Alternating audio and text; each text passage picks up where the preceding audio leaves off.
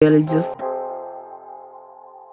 guys, I'm really sorry for the time we've lost already, but we will just start right now. Well, this is Caroline Atieno, and I'll be your host for today. I'm so pleased to introduce our guest for tonight, Alexander Aldama. He will just tell us a brief introduction about himself. We shall be generally talking about gayism and transgender for today. Yeah, and I hope you're all going to learn together. Yeah, so feel free to ask your questions, feel free to comment, feel free to air your views. And remember, this is a continuation of last week's topic.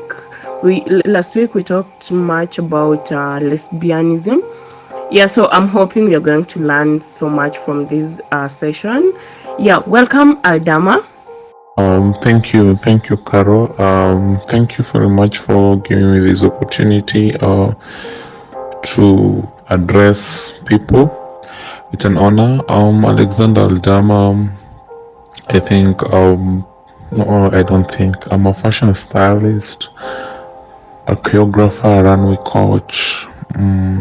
I'm a student, and um, I think there's nothing else about me. Oh, I'm gay. My sexual orientation is gay. Yeah, and I'm happy to be here. I hope it's going to be an interactive section. Wow. Well, thank you so much for that introduction. Brief, yes, but very clear. Yeah, welcome. Feel very much welcome. We are family here, and we are hoping that it's going to be as interactive as possible. And we're also hoping that you're going to make us learn without without leaving anything behind, yeah, just tell us more so that we also get to understand. Yeah, so I think we'll just move to our first question. How would you define gayism, and how would you define transgender? Because not everyone understands. Yeah, let's just start from there. Thank you, Carol. To start with, gazing is a sexual attraction towards this agenda of your own or the same gender, so somebody of the same gender with you. That's a girl to a girl, and a boy to a boy. And gazing is just a synonym of an umbrella. I can say an umbrella of both homosexuality and lesbianism, because when you're not straight, you're gay. You cannot say that I'm straight and you're lesbian. No, it's either you're straight or gay. So gay has lesbianism in it. And under gayism, we also have transgender. Transgender are these people who identify themselves as female, and maybe at birth they were born men, male, that is. And also there are those females who identify themselves as male, but in birth they were born as female. So transgender is just an identity that somebody has grown into believing he is, and that's what transgender is all about. You are sassy, you are cross dress. That is all about transgender. Thank you so much. Well, I think that is very well explained, and I think we have understood. Now, let me ask you: is gayism a choice, or it's just an occurrence, or it's peer pressure rather? Leave alone transgender. And remember, we are majorly focusing now on the men side, because last week we talked about lesbianism and we focused on the ladies. Now for today we are going to talk much about the men. Now, is it something biological? Is someone just born and they are naturally attracted to a gender of their sex, or it's something that occurred due to peer pressure or the environment, or what? How exactly does it occur? I will say that okay. Gazing is I can divide it by three in three main categories. One, there are people who are born like that biologically.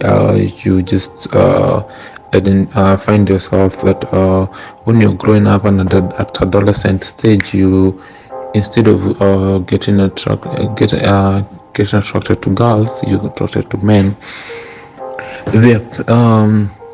The second category is when now I can call it you have adapted a behavior.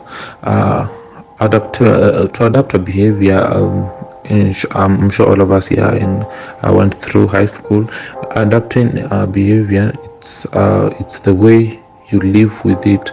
You do it today, tomorrow, and the next day, and like that, and then it becomes just your behavior, and habit is second to nature. So in adapting is maybe you went to high school, and then now at form 1 level or form 2 level, you met these men whom in form 4, and all that shit that happens in high school, and people, maybe you are gang raped, or maybe you had somebody, you had a consensus with him, and you had sex with a guy, or the guy had sex with you. Then now it becomes something. Now you learn, and it becomes you. Also, there's also the third category, which I can say it's peer pressure, or rather not even peer pressure, it's circumstance. Let me call it circumstance though, because you find where you've tried dating girls, and maybe all the time you're failing, and then now you end up, now the vibe of girls just end on your side. So you decide, let me do men, and then now you do men and do men, and it just becomes you. Now what I'm saying, habit is second to nature. Because I'm saying this because if at all today, gayism and lesbianism, or gayism, let's say, was legalized in Kenya, if the same marriage was, any same-sex marriage was legalized in Kenya, you will identify those who are in biologically gay, because those who are pretending to be, and those who adapted, and those who maybe changed due to circumstance and pure influence, they will not go to those marriages. They will not marry the people of the same sex. Thank you so much for that, Aldama. I think everyone is learning so much from this session. Personally, I'm learning like so much. Yeah, now my next question is, are there any health issues or health related issues that come with gayism? Carol, we have health implications. Yes. I don't know why, but maybe I'll say it's the call of nature. It's people misquote gayism in a way that having gay sex is just the same way of like having straight sex. The difference is just there is a pussy, and here there is an ass, and the health implications are always there. You being straight or you being gay, health implications are there. One of it, I can say, maybe when you do it unwillingly, it's just like in straight sex. When you do it unwillingly, definitely there will be blood and all that, and it's that's an health implication. We have things that affect gays so much, that anal warts, anal warts, genital herpes. Those are things that even STIs, they really affect gays. So I think on health implications, they are weighed both have weights in being straight and being gay. I think both of them have weight on health Well, implications. thank you so much, Aldama. Now, let me ask you: do you think that gays are a special group of people in the society, or are they just normal like everyone else? And do you think that it's high time that the society accepts that LGBTQ is here to stay? Or, because definitely I'm very sure you know the perception of the society concerning LGBTQ. And what would be your preference? Do you think they should just accept and move on? Or it's something that, well, with hope, can be eradicated if that's what the society wants to achieve? What do you think? Well, there are two questions there. Do you think they're special? Like you guys are special and you should be treated specially in the society? And do you think that the society should accept, or just they should continue fighting against LGBTQ? They are very clear. One, I don't think that LGBTQ's members are a special breed in the community. We are not a special breed in the community. We are just normal people that don't share the same sexual orientation with others. I get to disagree with people where they think that I cannot work with a gay guy. I cannot work with this person because he's gay. There is no point that a straight when I'm in an interview, for example, and I'm on interview with a straight guy and I'm gay. There is nowhere that it's written me I'm gay and this guy is straight. The whole point is it's just that we don't share the same sexual orientation. What he subscribes to is not what I subscribe to, but what he can do, I can do. You see, and looking at it in a broader perspective, the community, it's high time it accepts, because even if we continue fighting it and making it like it's something that we're going to do in secret, kid you not, people are smoking weed out there.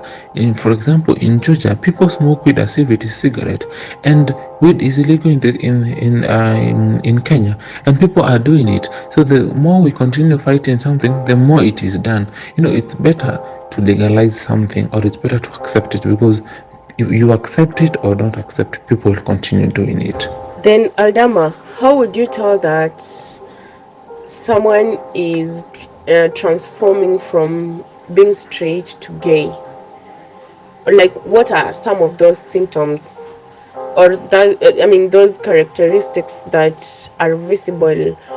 Or if it's personal, how can someone know that now they're transforming from being straight to being gay? About how do you spot this guy is gay, this guy is straight?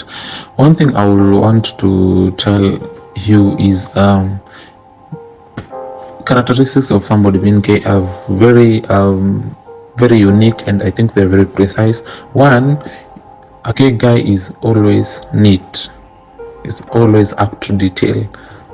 I don't know how you see how doctors are up to details, lawyers are up to details. Yes, most gay guys are up to details.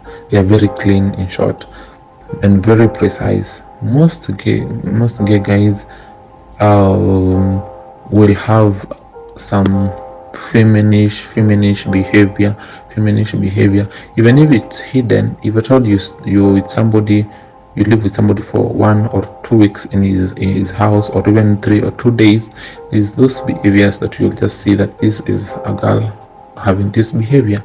For example, when you get into my house, one thing you'll observe is maybe cleanliness.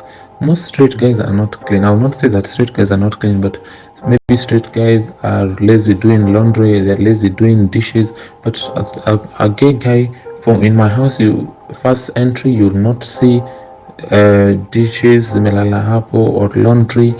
Those things are not going to be there. And gay guys like being doing things for themselves. They are out to perfection. They are perfectionists. That's what I'll say.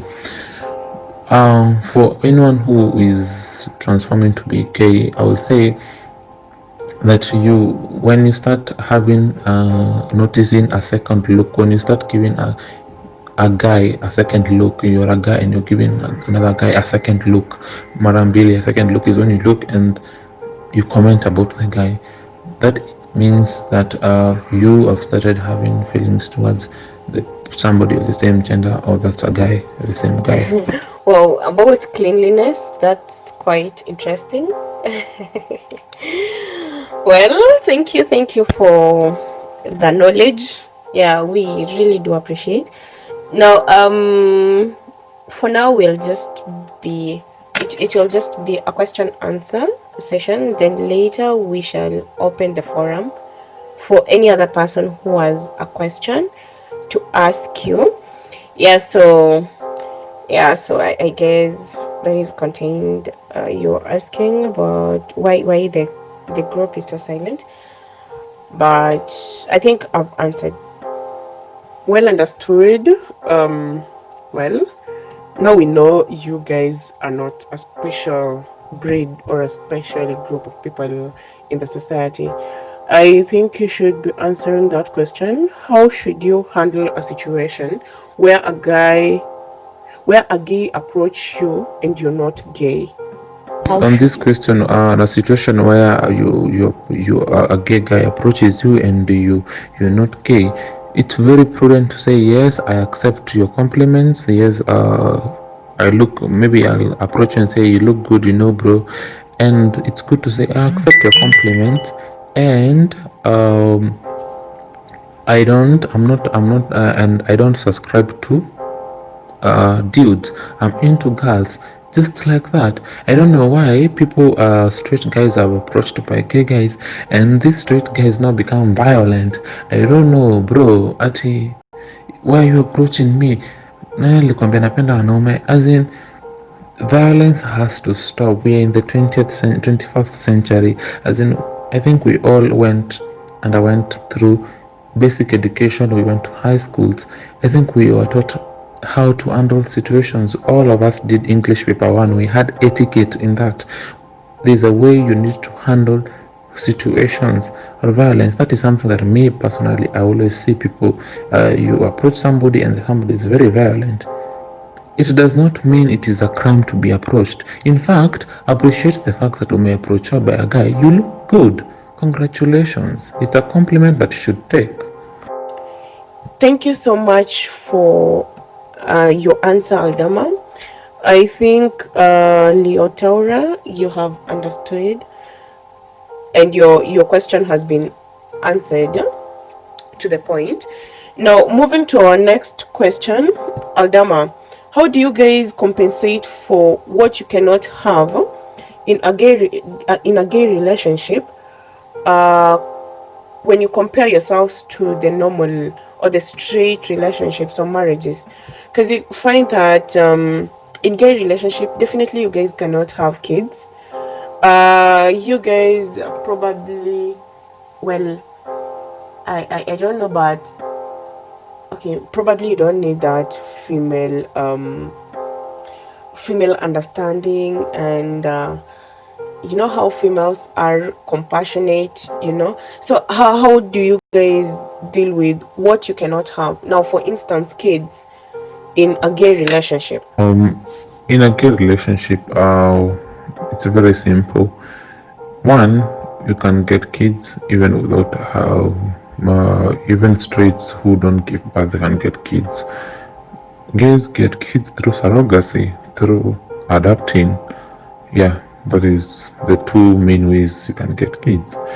The second thing that about compassion is in a gay relationship we always have a top and a bottom.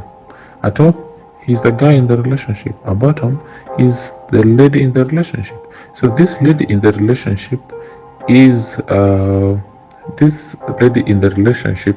is the one who is compassionate, and most gays, in short, most gay men who are bottoms, in fact, they are still generous. And in fact, around unapatanga you'll find them in their houses, cleaning the house, cooking, doing all those things. Wamejifunga leso. Those are the ladies in the relationship, and I think there's nothing that you cannot. There's nothing that we are missing, in short, in this in what streets have and what we don't have. Wow, thank you so much. I didn't know about the bottom and the top. Well, anyway, thank you so much. Very sure others are learning as well. Now, Leon Taura is still asking, what if someone doesn't respect your opinion? Some don't accept that you're not interested. You remember the question you were asked about when a gay approaches you yet you're not gay, and you say that you just thank them for their compliments, and you tell them that you're not interested, or rather you're interested in the other gender. But you see, according to Leon Taura, there are those that insist. So how do you deal with such situations?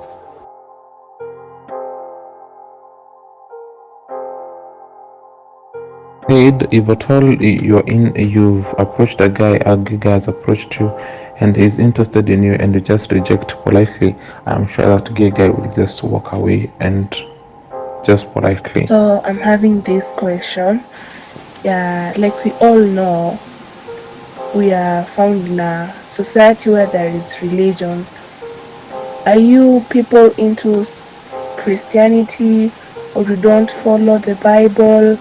You don't, I mean, is it supported from any religion that gayism is to be there? Sijui kama umenipata. Then Aldama, I think you'll also have to respond to Malin Favor.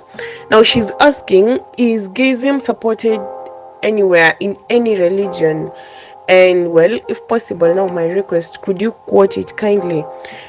Well, if it is not supported, then have you guys subscribed to any religion, or all gays are atheists? Yes, oh sorry, I was on a call. On this, we don't we there's nowhere in the Bible that, as I recall in my CRA lessons, that gayism or lesbianism is supported in the Bible. But we are Christians. I think it's we are all made in the image and likeness of God, and I think also the same Bible says that. We were not born by mistake, or we are not in this earth by mistake. So all of us have our own face and purpose in this world.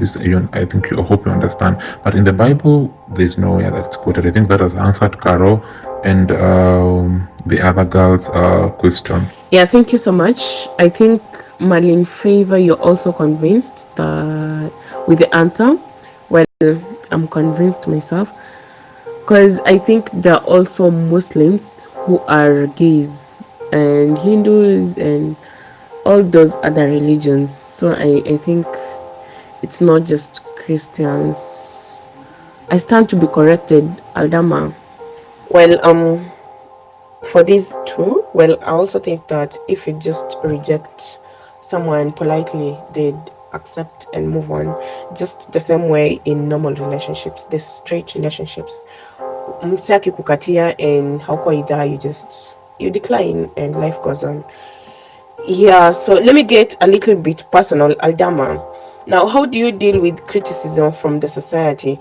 Like, what was your parents' take on your sexuality? Like, how do you get to explain to them? Have they ever understood up to date? Criticism or in the society and how my parents took it. Yeah, it was so hard for me, and my parents had to take me to rehab because of identity crisis. I had to see a psychologist and all these. I think for like 4 years,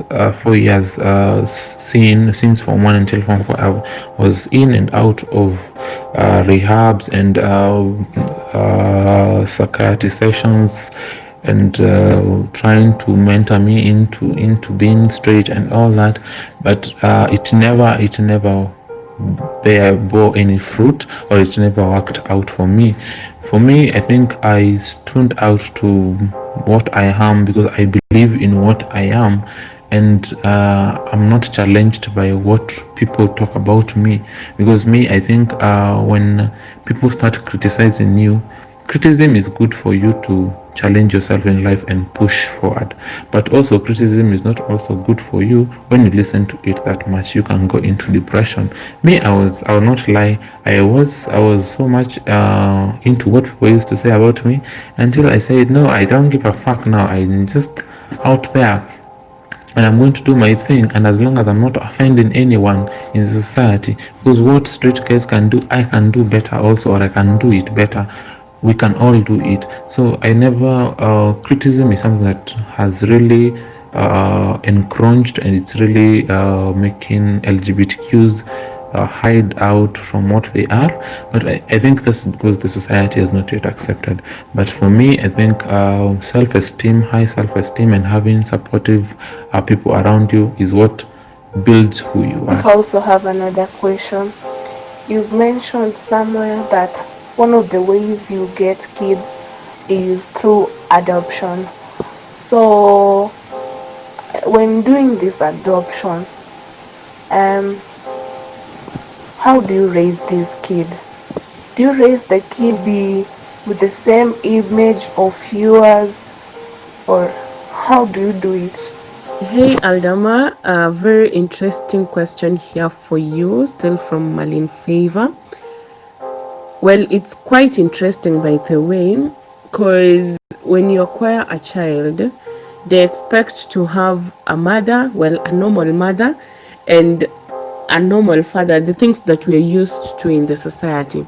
Yeah, so how exactly do you raise this kid to understand that the top is the father and the bottom is the mother? And do you raise this kid to be a gay as well, or you raise the kid to just be whatever they want to be or to be straight?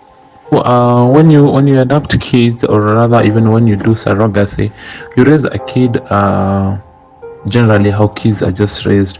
When someone reaches 18 is when now he chooses his orientation, and you can find that maybe you've adopted a kid, you don't know if that kid was born inborn gay, or akifika 18 and start being exposed to the world is when he's going to adapt into some things. As you grow up is when you find out some things. Nobody was born and told, no, you were supposed to be straight. No, nobody was born and told that. I am sure you were just born and brought up and brought up, and when now you started being in adolescent stages, when now you started realizing yourself. So I think we just bring up kids the way they're supposed to be brought up. They decide for themselves. So as we end up closing, I will say this: it's high time for us, this generation and the generations to come, to teach ourselves not to pretend but be real.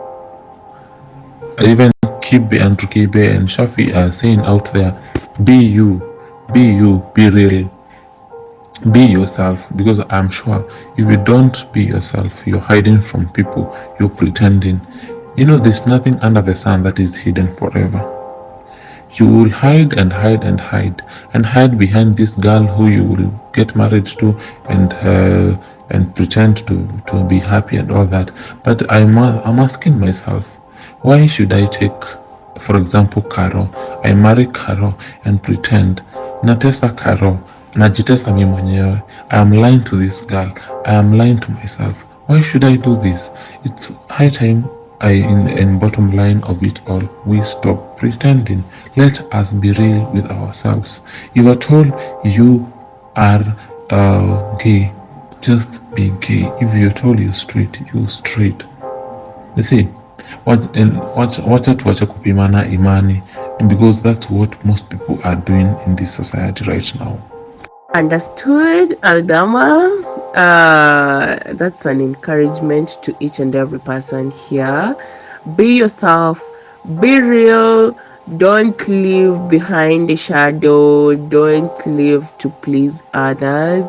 Don't live to suffer behind a frustration, be you, live your life, because you only live it once.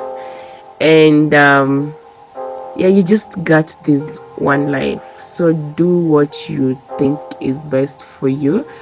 And thank you so much, by the way, Aldama. I think you will be chatting more with Malin Favor. She needs to talk to you more. Charlene too. Yeah, so I guess you will slide, or they will slide, whichever. But it's been a really great session. It's been a wonderful forum, considering everything that we have learned so far. And I've loved how open you have been. I've loved how educative you have decided to be to us, and I appreciate 100%. Thank you so much. Well, 2 more years of friendship, by the way, Aldama. Yeah, and I definitely wish you well. Now, to our audience, thank you for your time. Thank you for your questions. Thank you for everything that you have contributed for this session to be a success. If you still have a question, I think Aldama will be free and he will be answering your questions. But for now, our session was supposed to end at 11, an overtime of 10 minutes. That's 11:10. Yeah, so I want to call this session to an end. But if you still have questions, kindly ask and post them to Aldama. He will be here. He's now part of our family. He will be answering your questions, any concern. And kindly don't be judgmental, because we are all unique. However much you might see someone as imperfect, remember their imperfections make them the perfect humans that they are. And each and every